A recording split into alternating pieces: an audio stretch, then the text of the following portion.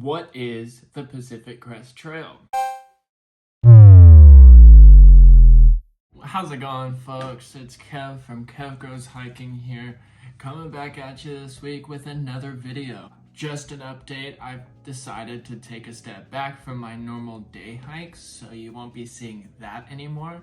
I have 3 hopefully scheduled shakedown overnights that I want to do leading up to the trail, but that is it. That is the only thing I'm doing until I set foot on the Pacific Crest Trail. What I'm here today to get into is what is the Pacific Crest Trail? I figured something knowledgeable, help you guys understand what it is I'm getting myself into, as well as, I don't know, teaching someone else about the Pacific Crest Trail and hoping that they too want to do this endeavor.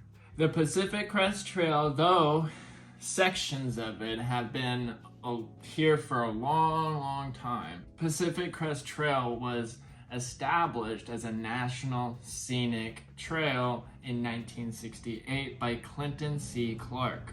It was in conjunction with a bunch of different agencies and a bunch of different private lands that connected a singular footpath from the Mexican border in California, Campo, in fact, all the way up to the Canadian border, with the nearest town backwards being Harts Pass and forwards being Manning Park, Canada.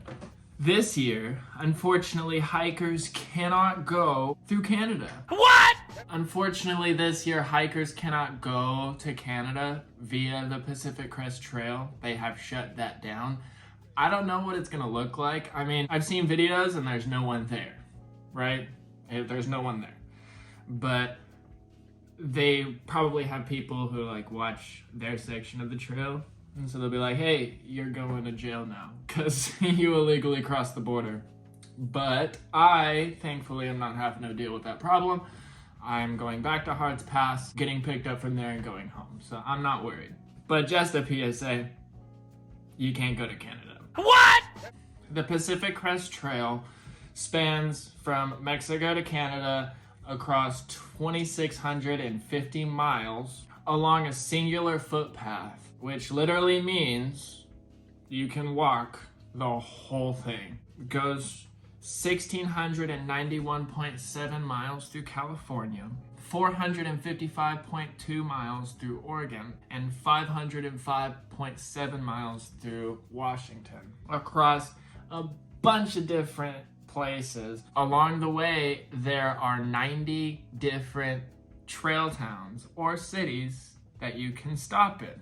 Now, I don't plan on stopping everywhere, and I don't intend to supply everywhere, but the option is there.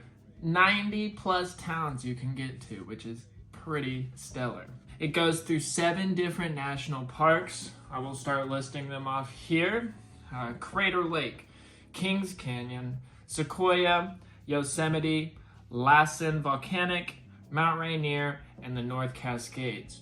It goes through 15 different national forests. I'm not gonna name them off because, in my opinion, they're not as cool.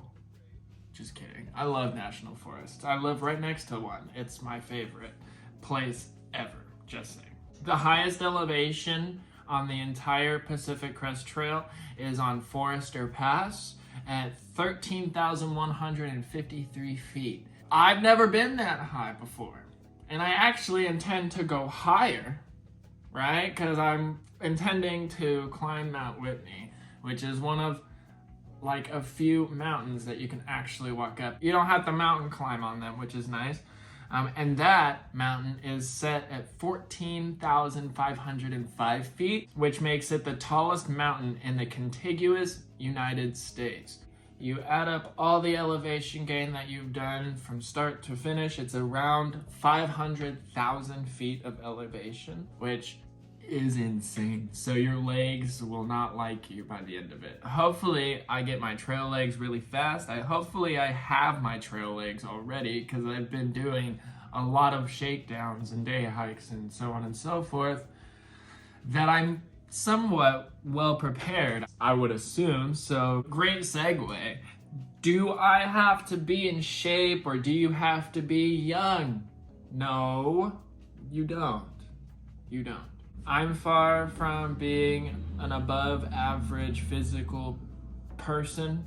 I do my own hikes, but I don't go out to the gym 3 or 4 times a week, right? I'm also 27, so take that in account to what I can and cannot do. I will say the oldest person to have hiked the Pacific Crest Trail and completed it was 71 in 2022. See, anyone can do it. Just to clarify that anybody can do it, the youngest person to through hike the Pacific Crest Trail and finish it was 4 years old, and they did that in 2023. It's a wide range of people. As you do research, you realize it takes about 4 to 6 months to through hike the Pacific Crest Trail. Some people have done it sooner than that. Some people have done it way later than that. It just depends on the person that you are and what your capabilities are. Nearly 10,000 people attempt to through hike, section hike, or flip-flop the PCT, as well as day hikers set foot on the trail. Thousands, if not millions of feet touch the Pacific Crest Trail each year, which I think is pretty dope. So even though it's dispersed, I'll find myself being alone, I will be comfortable in the fact that I'm not alone in this complete experience, right?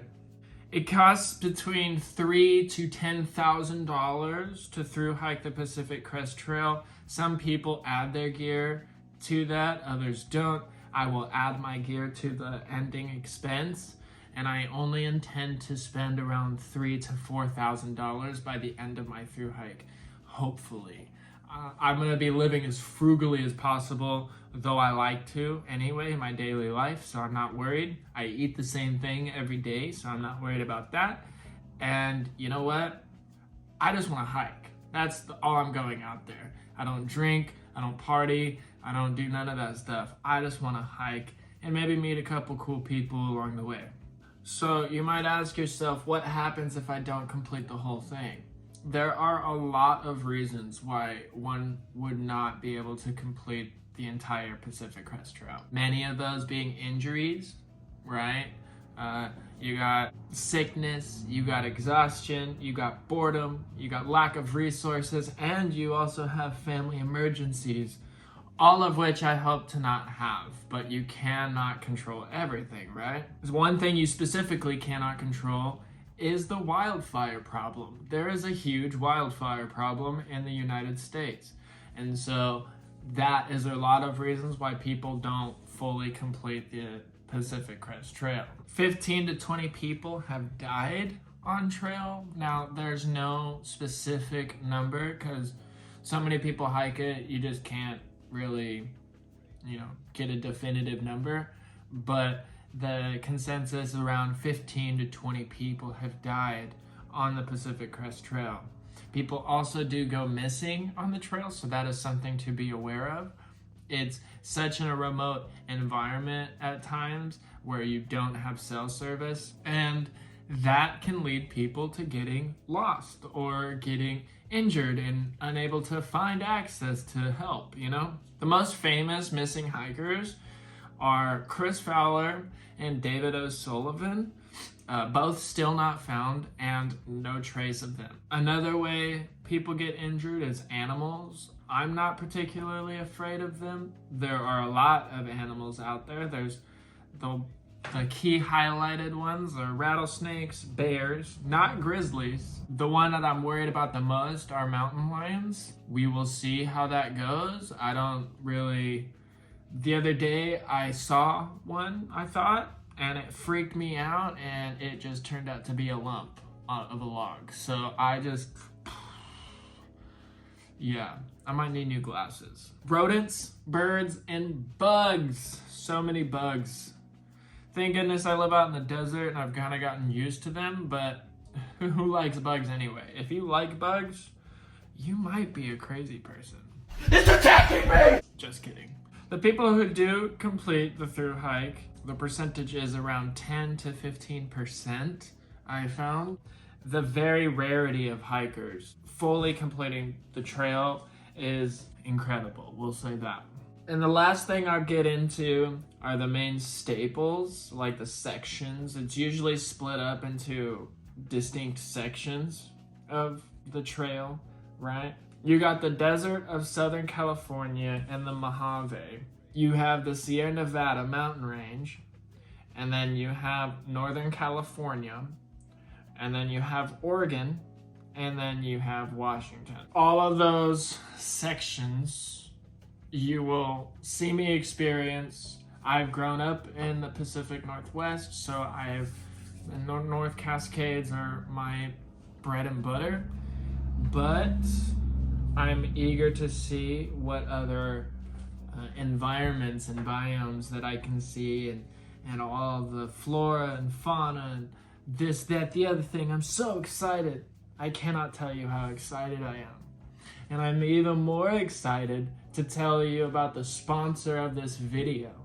The sponsor of today's video is me. Click on the link in my description and you'll find yourself immersed amidst a plethora of discography that I have on all music platforms.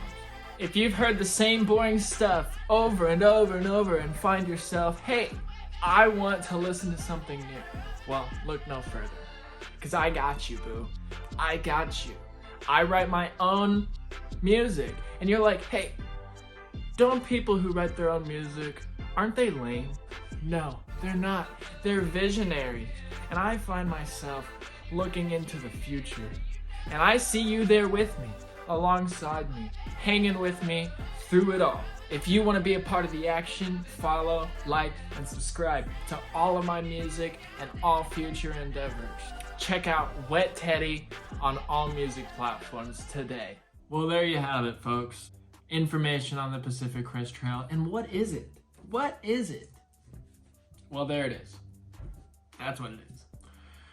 The information that I've laid out to you across the last several minutes that we've been on this video together, we've gone down a little bit of a rabbit hole, haven't we? You can follow me on the trek as well as follow me on Instagram and subscribe to my YouTube channel to stay updated on all content related to the Pacific Crest Trail. I'm excited to start my journey. We have less than 3 months to go, and I'm eager to share it with you all. See ya.